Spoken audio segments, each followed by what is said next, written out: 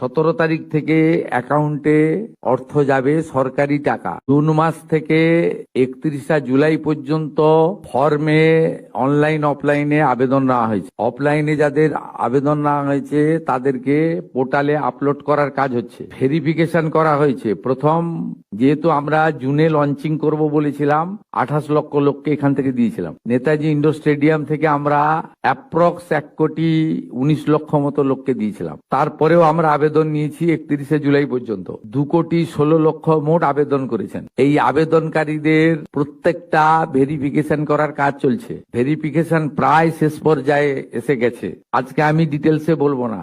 10 তারিখে আমি এবং সংশ্লিষ্ট মন্ত্রী মালতী রাভা রায় ডিটেলসে প্রেস কনফারেন্স করব 2 PM। ঠিক আছে, আপনার মিছিলের আগে তেরঙ্গা যাত্রা। 17 আগস্ট থেকে 10 জুলাই পর্যন্ত যারা আবেদন করেছেন তাদের ভেরিফিকেশন কমপ্লিট করা যাবে, মানে 10 তারিখ পর্যন্ত এই মাসে। 11 থেকে 31 জুলাই ভেরিফিকেশনের জন্য আরো সময় লাগবে। কিন্তু আমরা এই মাসের 17 আগস্ট থেকে আমরা 3,000 টাকা করে ভেরিফাইড লোকেদেরকে, মহিলাদেরকে অ্যাকাউন্টে পাঠাবো। এবং কারা কারা বিবেচিত হবেন সম্পূর্ণ ক্রাইটেরিয়া 10 তারিখ সোমবার বলে দেব। 17 তারিখ থেকে অ্যাকাউন্টে অর্থ যাবে সরকারি টাকা, নিয়ম মেনে দেওয়া হবে, বিজেপির সংকল্পপত্র মেনে দেওয়া হবে।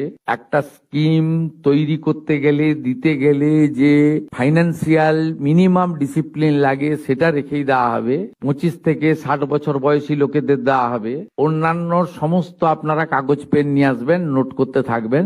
আমি এবং সংশ্লিষ্ট মন্ত্রী অর্থ সচিবকে রেখে বলে দেবো 17 তারিখ থেকে অ্যাকাউন্টে টাকা ট্রান্সফার হবে।